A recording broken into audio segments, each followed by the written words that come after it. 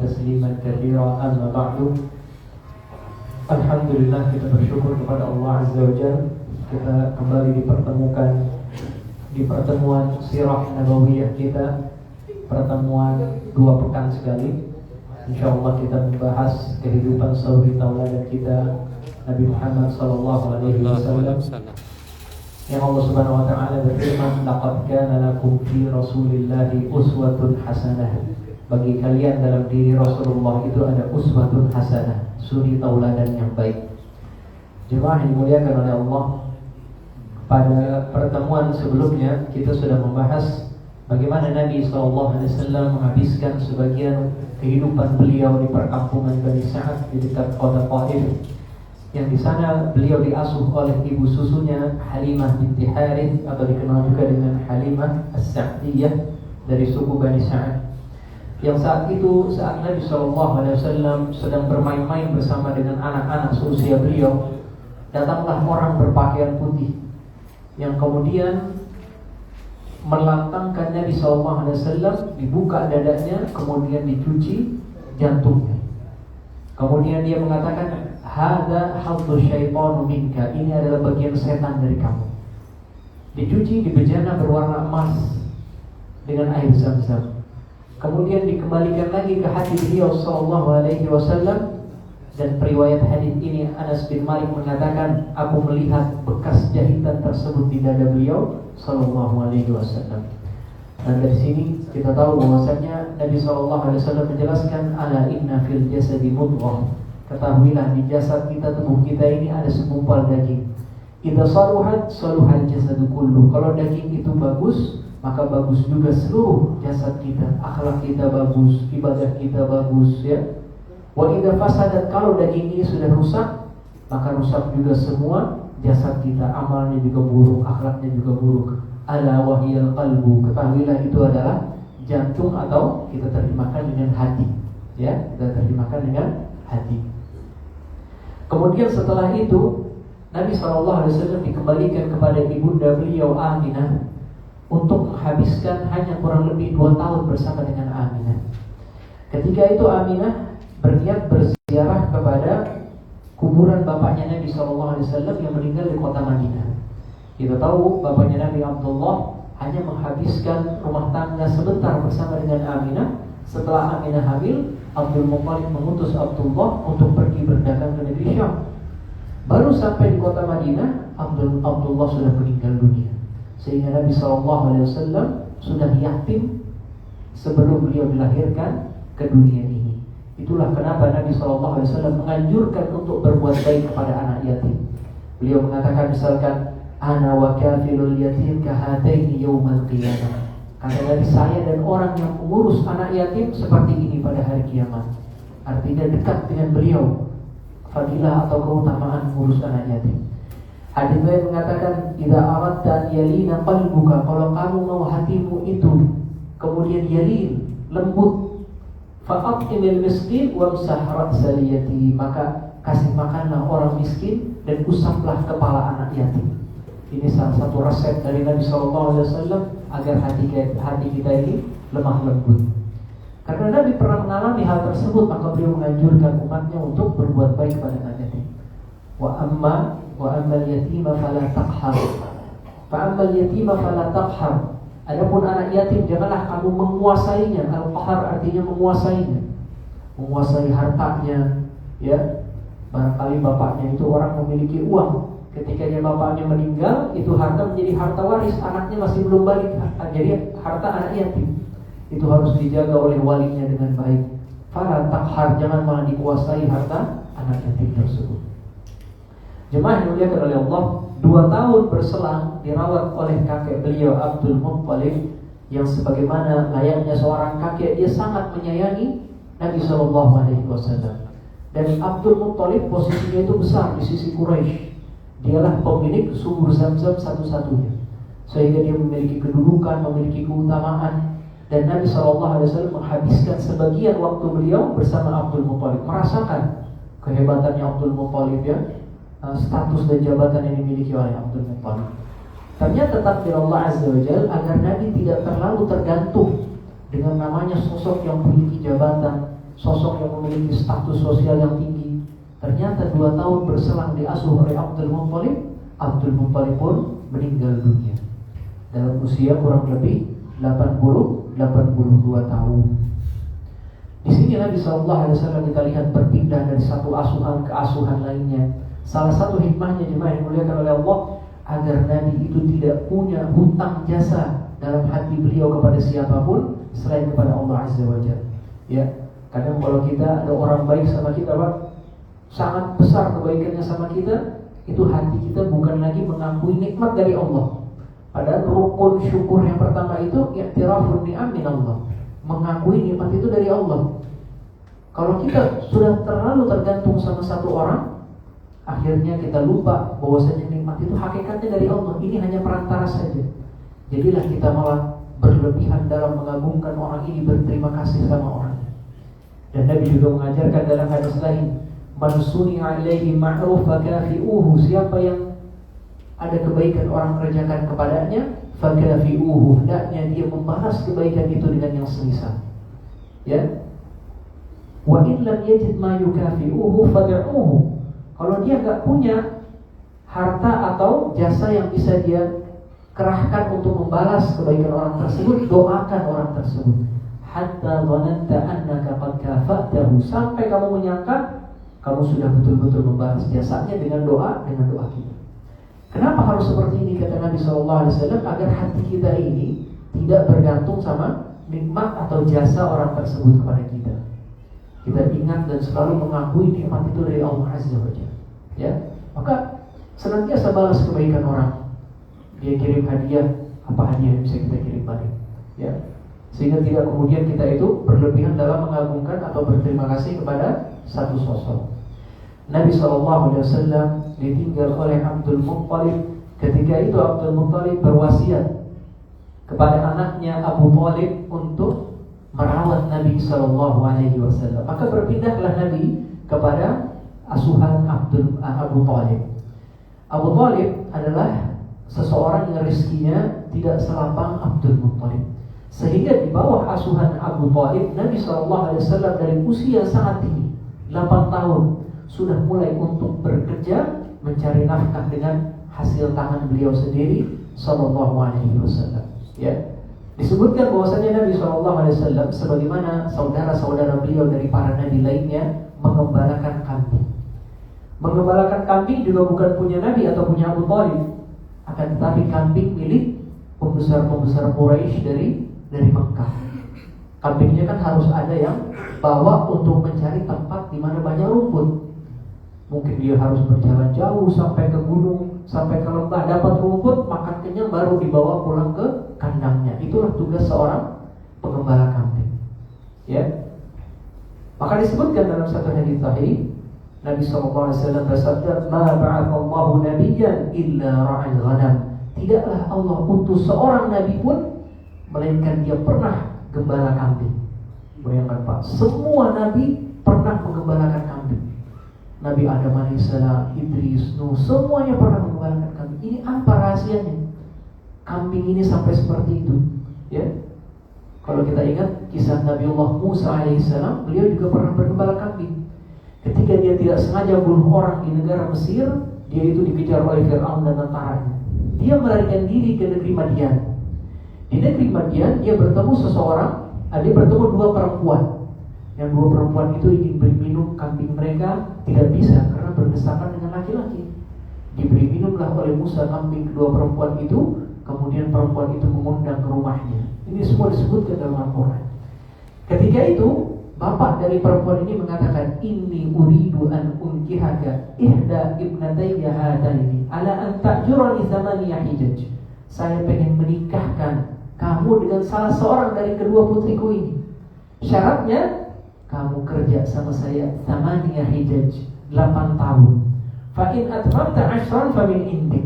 Kalau kamu mau sempurnakan 10 tahun, maka itu kebaikan darimu. Ya, bekerja sama orang ini apa? Mengembalakan kambing dari orang ini.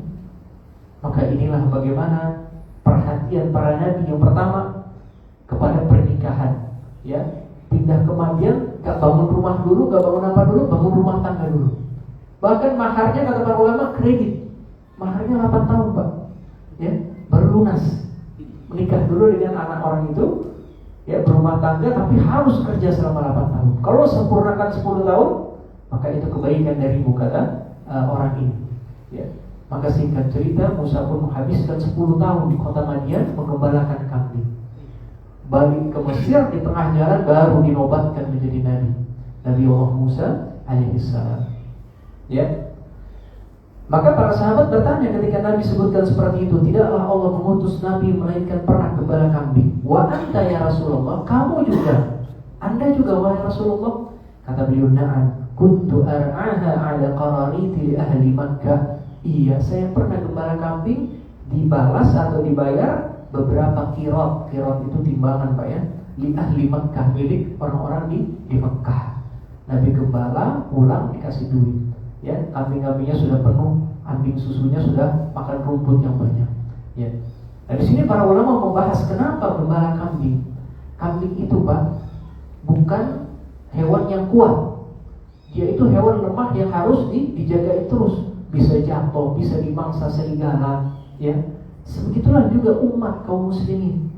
Kita ini perlu dibimbing senantiasa oleh Nabi SAW, para sahabat, dan juga para ulama yang mewarisi Nabi. Kambing juga nggak terlalu gampang diatur Pak. Kadang jalan ke sana, jalan ke sini, ya. Harus dikumpulin dengan seksama. Bayangkan Pak, malam-malam hari yang Nabi SAW habiskan berjaga-jagain kambing itu. Harus tidur mungkin di padang seperti itu saja, mewanti-wanti barangkali ada serigala yang siap memangsa kambingnya. Ini mengajarkan keberanian kepada Nabi SAW. Jadi luar biasa. Nah, kambing juga ini, kata dalam satu hadis disebutkan, memiliki ketenangan. Walaupun sedikit sulit diatur, kambing itu tenang. Berbeda dengan onta. Makanya ada satu hadis yang Nabi SAW katakan, al-fakhru wal khuyala ma'a ashabil ibil. Sombong dan congkak itu adanya sama orang yang biasa pelihara onta. Was-sakinatu wal waqar ma'a ashabil ghanam. Sedangkan ketenangan dan kemuliaan, ya, harga diri itu biasanya ada sama orang gembalakan kambing. Kenapa? Onta itu tabiatnya seperti itu. Lihat aja bentuknya, kepalanya dongeng ke atas, tinggi, ya. Kemudian onta itu biasanya Pak mahal, beda sama kambing. Sampai Nabi katakan, dan ini faedah para ulama mengatakan, jangankan teman yang baik, teman yang buruk, binatang aja Pak akhlaknya itu nular sama kita. Kata Nabi, al-fakhru wal khuyala, kebanggaan dan kesombongan sama orang yang biasa gembala onta. Sedangkan as-sakinatu wal waqar, ketenangan dan kemuliaan ada sama orang yang biasa gembala kambing. Jangankan teman yang baik, teman yang buruk, binatang aja itu bisa menularkan akhlak yang baik atau akhlak yang kurang baik. Jadi kambing itu lemah, kambing itu sedikit sulit diatur, tapi kambing memiliki ketenangan, kambing memiliki kemuliaan, ya. Nah, seperti itu juga nanti umatnya. Umatnya Nabi SAW kan bervariasi. Ada yang gampang diatur, ada yang jalan ke sana, jalan kemari.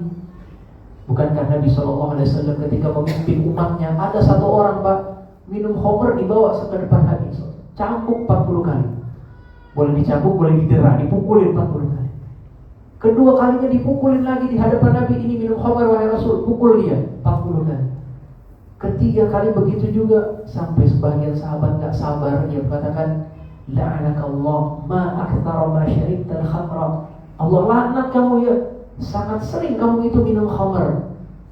Sahabat ini Pak, katanya namanya Abdullah, gelarnya itu himar. Apa artinya himar? Keledai. Jadi namanya Abdullah bagus, dipanggil himar. Ini dalam Sahih Bukhari. Kata Nabi SAW, la tal'anuhu, jangan laknat dia. La tu'inu syaitana ala idlali akhika. La takununa aunan li syaitan, jangan tolongin setan untuk menyesatkan dia. Innahu yuhibbullaha wa rasuluh. Dia itu cinta sama Allah dan Rasulnya. Hakikatnya dia orang cinta sama Allah Rasulnya, tapi biar bagaimana punya kebiasaan buruk, minum khamr. Nah, bayangkan kalau Nabi itu keras atau kasar ya, ini banyak banget minum khamr ini, udah pukulin aja, penjarain, dan sebagainya. Tapi Nabi katakan enggak, dia bersalah ya betul, kita hukum. Setelah hukum udah jangan laknat, ya, jangan caci maki. Dia ini cinta, yuhibbullaha wa rasulah. Dan kalian jangan jadi penolongnya setan untuk menyesatkan dia. Orang kan kalau dengar dicaci maki Pak, bukannya semakin tobat semakin sadar. Ya udahlah, orang sudah tahu saya ini minum khamr saya terlaknat. Tambah terjerumus, tambah terjerumus. Jadi Nabi wanti-wanti seperti itu. Nah ini salah satu bentuk bagaimana Nabi SAW menghadapi umat beliau yang bervariasi. Dan ini kan dari kalangan sahabat yang melakukan ini. Ada sahabat yang berzina datang sama Nabi SAW mau buat pengakuan. Ma'iz bin Malik namanya. Ma'iz bin Malik datang kepada Nabi, ya Rasulullah, zanaitu fatahhirni. Wahai Rasulullah, saya berzina, tolong sucikan saya dengan rajam. Karena dia sudah menikah. Kalau belum menikah dipukul 100 kali. Maka kata Nabi SAW, Nabi gak bilang apa-apa. Nabi paling ke sebelah sini, seakan-akan gak mau melihat Ma'iz bin Malik bikin pengakuan. Dia datang dari sebelah kali, ya Rasulullah, zanaitu fatahhirni, aku berzina, sucikan saya. Nabi paling lagi sebelah sini. Berkali-kali Nabi ingin kasih isyarat sama Ma'iz bin Malik, udah, kamu gak usah buat pengakuan, ya. Kalau berzina, udah perbaiki diri, istighfar, taubat, Allah ampuni dosa kamu. Ya, ini cara Nabi menghadapi umat beliau yang bermacam-macam. Ya, nah itulah bagaimana Nabi SAW disiapkan oleh Allah Azza wa Jalla untuk berlaku lemah lembut kepada hewan yang kecil seperti kambing itu. Bagaimana Nabi juga diajarkan keberanian seperti tadi saya sebutkan. Malam-malam harus Nabi habiskan menjaga kambing ini. Barangkali ada serigala, ya. Sebagaimana Abu Gembala itu kan biasanya bawa tongkat, ya. Bawa tongkat siap untuk menjaga kambing-kambingnya dari terkaman serigala. Di sini kita ambil bagaimana Nabi SAW disiapkan oleh Allah Azza wa Jalla untuk yang pertama bersabar. Ya. Ala ra'yi min tulu'i syamsi ila ghurubiha. Bagaimana beliau menggembalakan kambing dari mulai matahari terbit sampai matahari terbenam. Matahari terbenam baru balik ke kandangnya. Ya. Nadran li but'il ghanami fil akli. Mengingat kambing itu lambat makannya. Ya, tahu menyebutkan sampai seperti itu. Kambing kan lambat makannya, Pak. Ya. Fayahtaju ra'iyaha ila sabri wa tahammul. Maka pengembalanya harus sabar. Ya. Inna ar-ra'i la ya'ishu fil asrin munif. Pengembala itu gak tinggal di istana yang mewah. Wala fi tarafin wa sarafin. Tidak juga dalam kemewahan dan berlebihan. Innama ya'ishu fi jawwin harin syadidil hararah. Dia tinggal di bawah cuaca yang luar biasa panas. Wa bi khasatin fil jaziratil arabiyyah, apalagi di tanah Arab, ya. Begitu juga harus cari air untuk kambingnya minum dan lain sebagainya. Maka diajarkan yang pertama sabar, yang kedua tawadhu. Yang kedua tawadhu, ya. Il tabi'atu 'amali ra'i khidmatul ghanam wal ishrafi 'ala wiladatiha. Lihatlah bagaimana orang yang menggembala kambing itu seakan-akan dia itu berkhidmat, Pak, ngelayanin si kambing itu. Bahkan ini disebutkan wal isyraf 'ala wiladatiha. Kalau dia mau melahirkan harus siap ini gembala kambing. Seakan-akan dia malah ngelayanin si kambing ini. Itulah hakikatnya dakwah Nabi SAW. Nabi gak cuma ceramah sekali dua kali pulang ke rumah, tidak. Beliau menjadi contoh, beliau merawat umat beliau, tarbiyah umat beliau, ya. Wal qiyam bi hirasatiha wan naumi bil qurbi minha. Bahkan tidur pun harus dekat dengan kambing tersebut, ya. Nah ini semua mengajarkan kepada hati seseorang untuk tawadhu, untuk rendah hati, ya. Nabi SAW bersabda dalam satu hadis, la yadkhulul jannah man kana fi qalbihi mithqalu dzarratin min kibrin. Gak akan masuk surga orang yang ada sebesar biji zarrah dari kesombongan, dari kibir. Faqala rajul, maka salah seorang bertanya kepada Nabi, ar-rajulu yuhibbu an yakuna thawbahu hasanan. Gimana kalau orang suka berpakaian yang bagus? Maka kata Nabi SAW, bukan itu. Innallaha jamilun yuhibbul jamal. Allah itu maha indah, mencintai keindahan. Innamal kibru, yang namanya sombong, batarul haq wa ghamdin nas. Menolak kebenaran, meremehkan orang lain. Menolak kebenaran vertikal, Pak, yang datang dari Allah, dia tolak. Ya, dia utamakan hawa nafsu atau akalnya dia. Wa ghamdin nas, horizontal, antara kita dan hamba, meremehkan orang lain. Ya. Padahal manusia semuanya sama. Tidak ada perbedaan antara yang Arab ataupun non-Arab, melainkan dari ketakwaannya kepada Allah Azza wa Jalla. Berikutnya jemaah yang dimuliakan oleh Allah, Nabi diajarkan membiasakan diri bermuamalah dengan berbagai jenis makhluk, ya, bukan hanya dengan manusia tapi juga dengan hewan-hewan. Dalam satu hadis Nabi SAW katakan, inna likulli kabadin sadaqah. Di dalam semua hati yang bernyawa itu ada sedekah. Artinya sedekah itu bukan hanya yang kita kerahkan, kita bagi kepada anak Adam. Sedekah yang kita kasih makanan kucing, itu sedekah nilainya, kata Nabi. Likulli kabidin rabbin sadaqah. Semua yang hatinya itu basah, dalam artian makhluk hidup, ada sedekah. Ya. Bagaimana Nabi SAW kabarkan dalam satu ketika, ada perempuan berzina. Dia ini pekerjaannya berzina bukan 1-2 kali. Satu hari dia ketemu dengan sumur, kemudian dia kehausan. Dia manjat turun ke dalam sumur itu. Dari dasar sumur diambil sepatunya, diciduk air.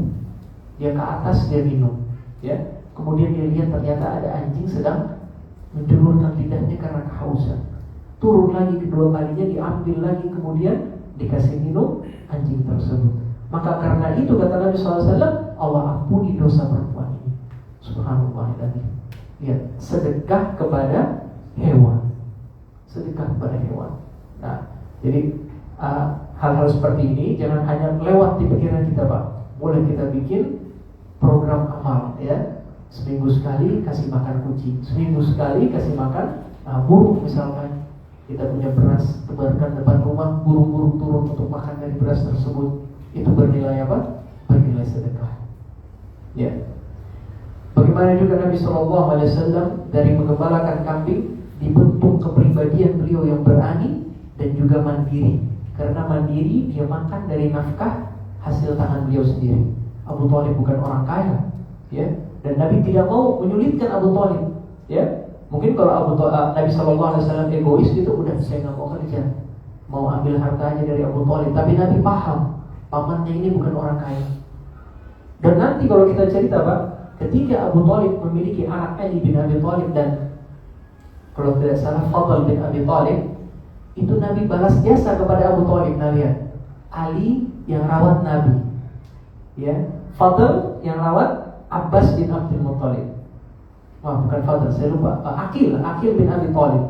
Ali bin Abi Thalib dan Aqil bin Abi Thalib ini dua kakak adik.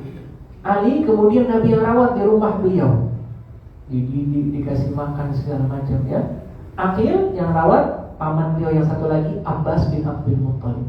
Karena dua-duanya paham Abu Thalib bukan orang yang berharta, tapi dia punya anak lumayan banyak gitu, ya. Maka akhirnya Nabi SAW berinisiatif membalas kebaikannya Abu Thalib.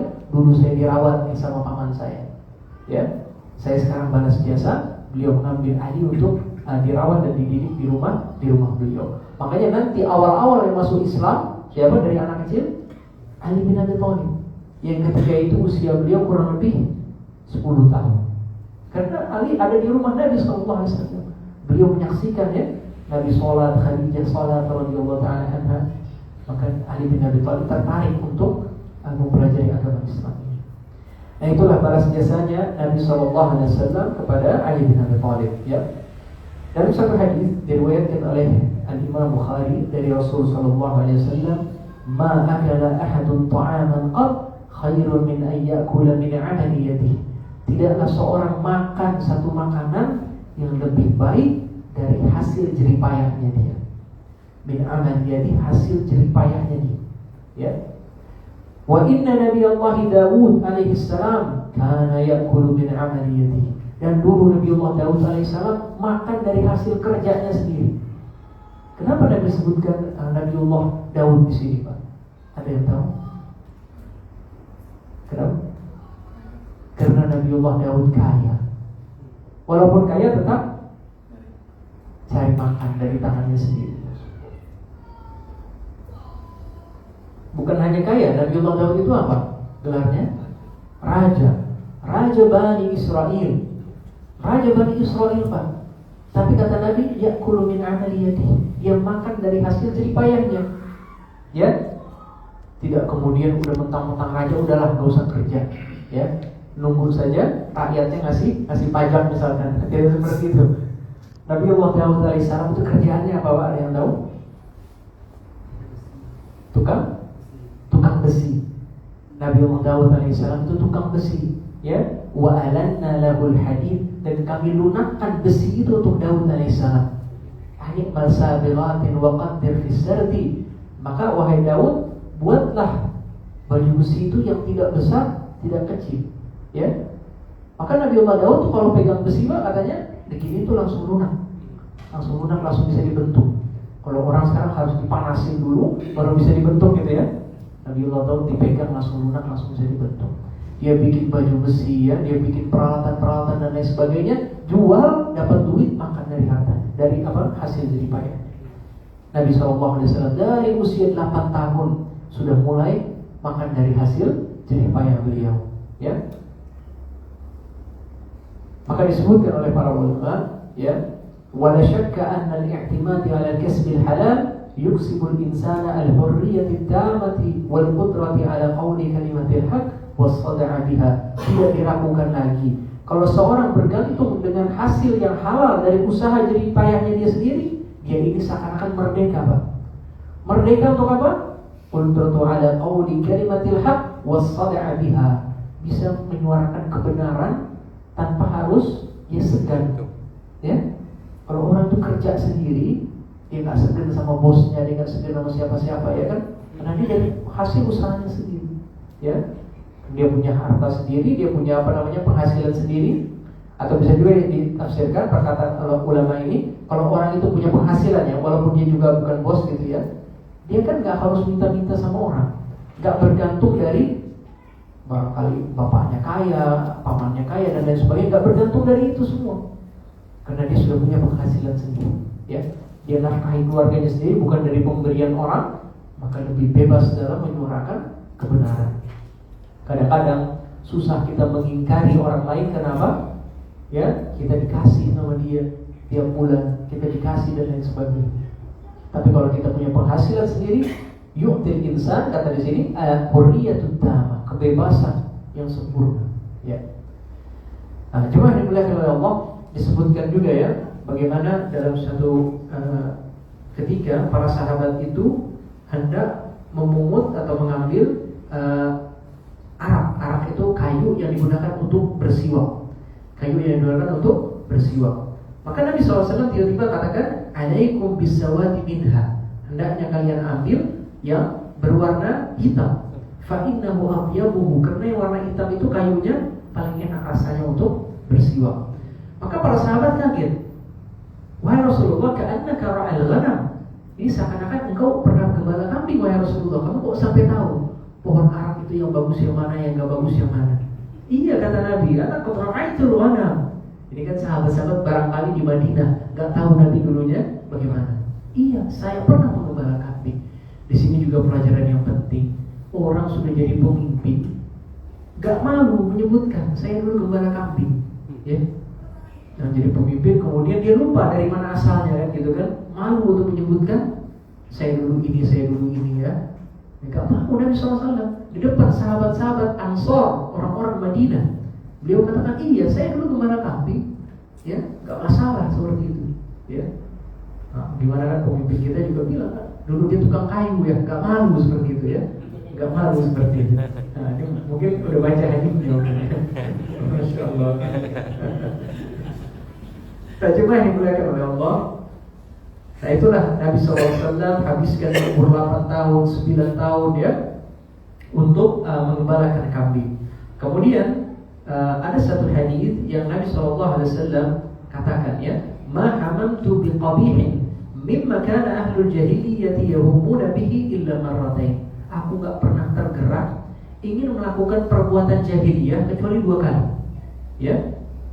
Nah, ini ketika beliau masa-masa mengembalakan kambing bersama gembala-gembala lainnya, anak-anak gembala lainnya. Illa marrataini minad dahri, kecuali 2 kali. Kiltaihima ya'sumuni Allahu minhuma. 2 kali itu juga Allah jagakan saya. Allah jaga saya dari melakukan perbuatan jahiliyah. Nah, bagaimana itu? Qultu lailatan li fata kana ma'i min Quraisy bi'a'la Makkah fi aghnami ahli. Aku berkata kepada seorang pemuda Quraisy yang lagi gembalakan kambing juga pada satu malam, ya. Dan malam-malam ini, ya, absir ilayya ghanami tolong jagain dong kambing-kambing saya ini. Hatta asmura hadhihi al-laila di Makkah kama yasmura al-fityan. Saya mau begadang di Mekah ini sebagaimana para pemuda itu begadang. Saya mau lihat mereka begadang tuh ngapain sih. As-samar itu artinya ngobrol atau asik setelah sholat isya. Ya, setelah sholat isya itu istilahnya as-samar atau at-tasamur. Maka Nabi pengen tahu pemuda di Mekah ini ngapain sih kalau malam-malam? Kan selama ini sibuk kerja ya, sibuk gembala kambing. Maka dia katakan, nah, aku akan jaga. Fakharajtu kata Nabi, aku pun keluar dari gunung ya. Fajitu adna dari min duri Makkah, aku mendatangi rumah yang paling luar dari rumah-rumah kota Makkah. Sami'tu ghina wa tarbat tufuf wa mazamir. Aku mendengar samar-samar ada orang nyanyi, ada orang tarbat tufuf, rebana dipukul, wa mazamir, seruling-seruling. Ya. Faqultu ma hadha? Nabi katakan, apa ini? Faqalu, orang-orang yang di situ mengatakan fulan tazawwaja fulana. Ini ada orang lagi bernikah, ini walimahnya, ini pestanya diadakan di situ. Rajulun min Quraisy tazawwaja imra'atan min Quraisy. Ada seseorang laki Quraisy menikah dengan perempuan Quraisy. Fadahautu bidzalika al-ghina wa bidzalika as-saut hatta ghalabatni 'aini. Aku lagi dengar nyanyian-nyanyian itu, tiba-tiba ghalabatni 'aini, aku dikalahkan oleh mataku. Tidur Nabi tiba-tiba, Pak. Ya. Fama ayqadani illa harru syamsi faraja'tu. Aku gak dibangunin kecuali oleh panasnya terik matahari. Baru bangun. Faraja'tu, aku pun pulang kembali gembalakan kambing. Ya. Baru dengar sebentar, Pak. Aduh, udah ngantuk, gak kuat gitu ya. Bahasa riwayatnya ghalabatni aini, aku dikalahkan oleh mataku. Ya. Maka temannya katakan, "Ma fa'alta?" Ngapain semalam? Fa akhbartuhu. Maka Nabi pun cerita, belum ngapa-ngapain, udah tidur, ya. Tsumma qultu lahu lailatan ukhra. Kemudian berlalu beberapa masa, malam berikutnya dikatakan oleh Nabi juga, absir li ghanami, tolong jagain kambing saya mau ke Mekah. Mau lihat lagi nih pemuda ngapain, ya. Fa sami'tu mithla dzalika, aku pun mendapatkan yang semisal itu ya, nyanyian dan sebagainya ya, lagi sedang menikah. Falahautu bima sami'tu hatta ghalabatni 'aini. Baru saya itu mendengar nyanyian-nyanyian ini, kedua kalinya aku dibuat tidur. Tidur Nabi sallallahu alaihi wasallam. Fama ayqadani illa massu syamsi. Aku enggak dibangunkan melainkan oleh teriknya matahari. Baru sadar matahari udah tinggi ya. Jam 7 jam 8 gitu ya baru sadar. Dari tengah malam tidur. Tsumma raja'tu ila sahibi. Aku pun pulang ke temannya saya, "Ma fa'alta?" Ngapain semalam? Kata Nabi SAW, "Ma fa'altu syai'an." Belum ngapa-ngapain. Maka Nabi SAW katakan, "Wallahi ma hamamtu ba'daha bisu' mimma ya'malu ahlul jahiliyati hatta akramani Allah bi nubuwwati." Demi Allah, setelah itu aku gak pernah tergerak ingin saja melakukan perbuatan-perbuatan jahiliyah sampai Allah memuliakanku dengan kenabian. Ya, itu 2 kali, Pak.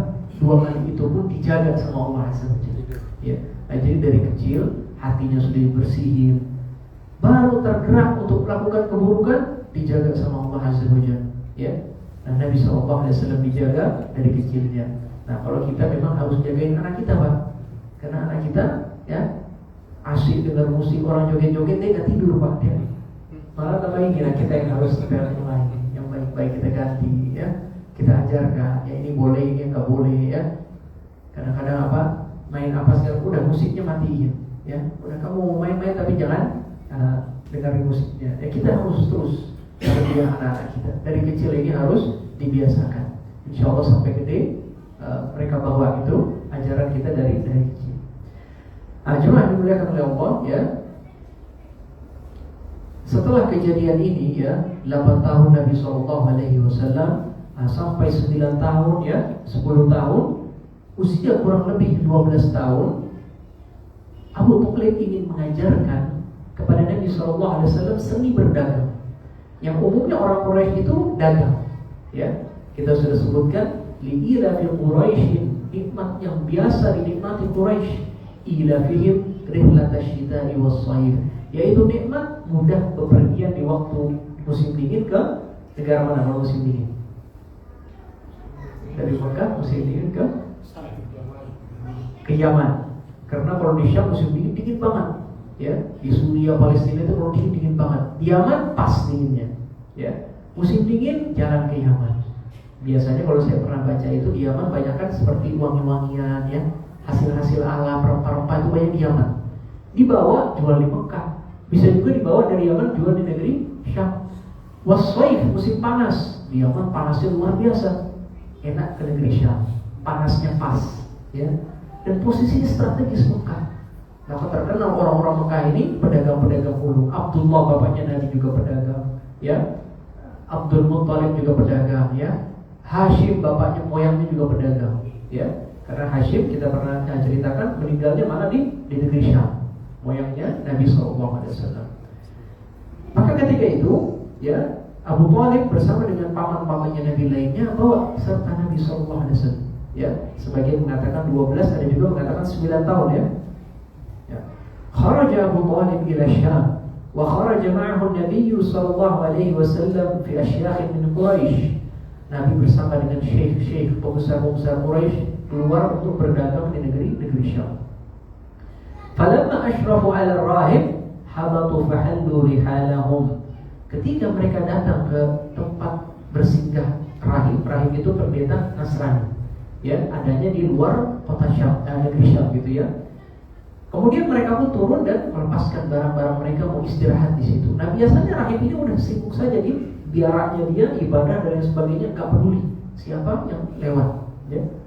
Tiba-tiba ketika itu kharaja ilaihi rahib, pendeta ini malah keluar menyambut kafilah dagang ini.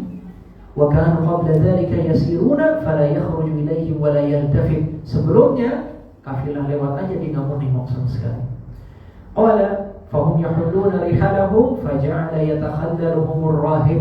Ketika lagi lepaskan barang-barang, ini rahib yatakhallal, masuk di sela-sela orang-orang Quraisy kayak nyari seseorang. Hatta jaa fa akhadha bi yadi Rasulillah sallallahu alaihi wasallam, sampai dia pegang tangan Nabi sallallahu alaihi wasallam. Tiba-tiba ngomong apa? Hada sayyidul alamin. Ini adalah pemimpin manusia semuanya. Hada rasul rabbil alamin. Ini rasul dari Rabbul alamin. Yab'athuhu Allahu rahmatan lil alamin. Yang Allah utus dia sebagai rahmat bagi semua manusia.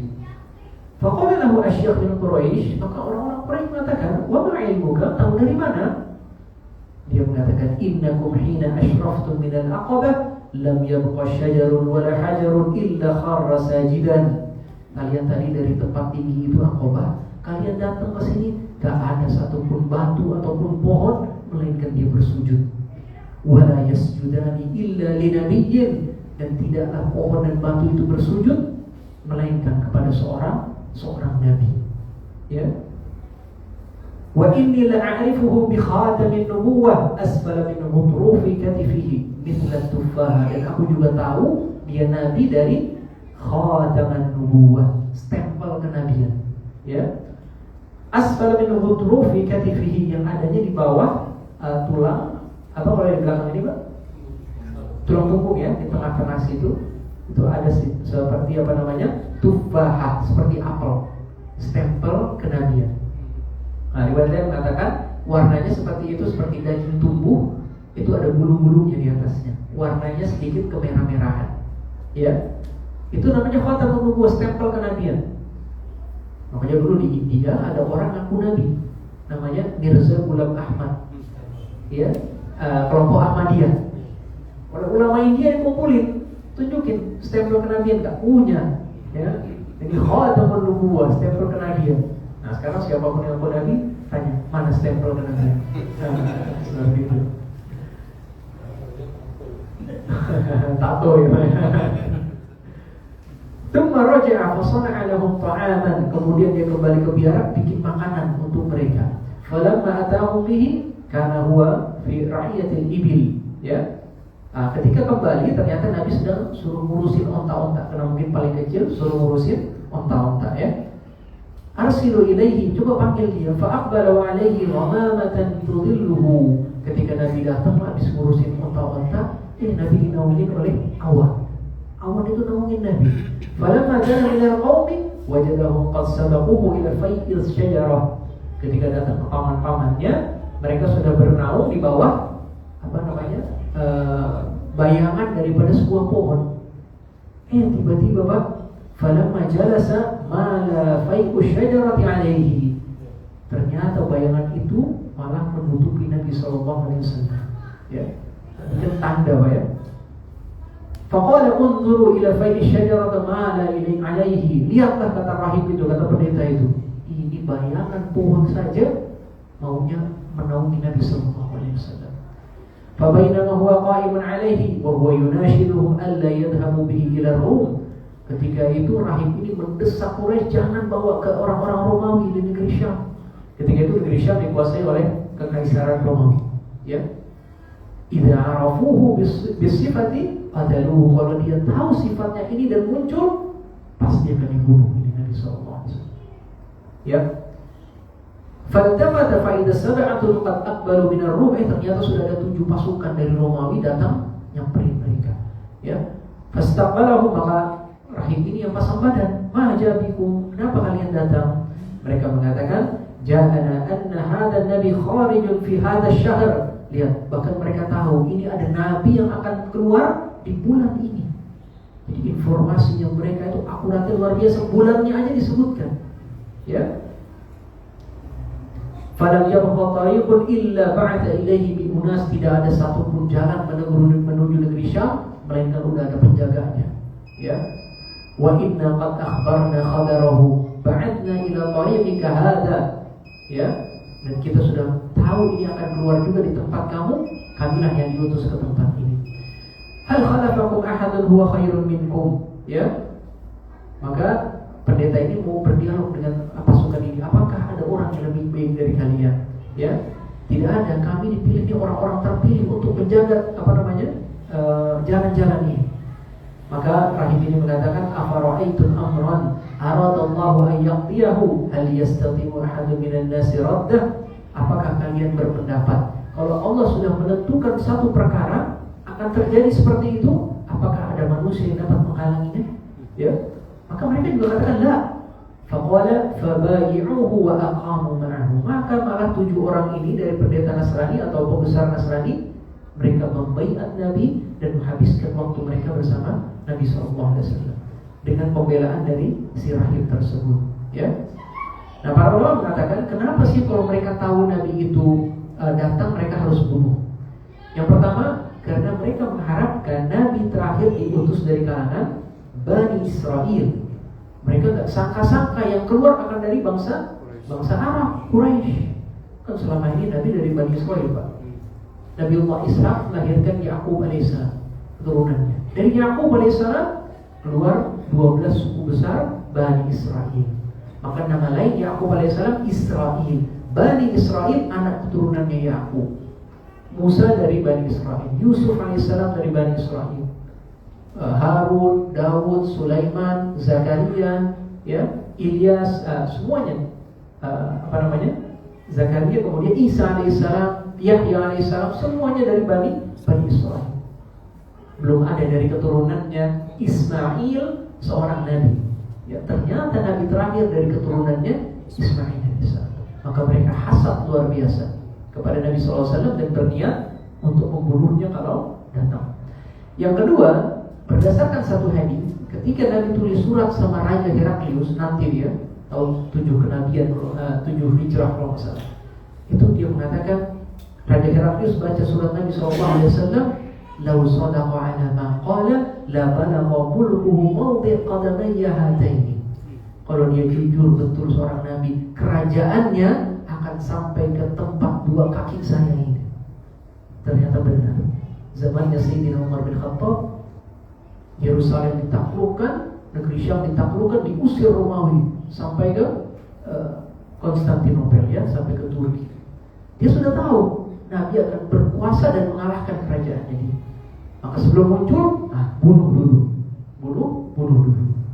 Nah, jadi mereka juga sudah tersebar akan ada Nabi terakhir, sifatnya seperti ini, ya. Keluarnya bulan ini luar biasa, ya. Maka pendeta Bahira kemudian, unsyidukumullah ayyukum waliyahu. Aku sumpah kalian dengan nama Allah, siapa dari antara kalian walinya dia. Maka Abu Talib mengatakan, ana. falam yazal yunashiduhu hatta raddahu Abu Thalib. Maka senantiasa didesak sampai Abu Thalib terpaksa memulangkan Nabi SAW ke kota Mekah. Ya, mungkin kita jeda sejenak, ada sedikit yang kita tambahkan setelah kumandang salat Isya. Wassallallahu ala nabiyyina Muhammadin wa ala alihi wa sahbihi wasallam. Walhamdulillahi rabbil alamin.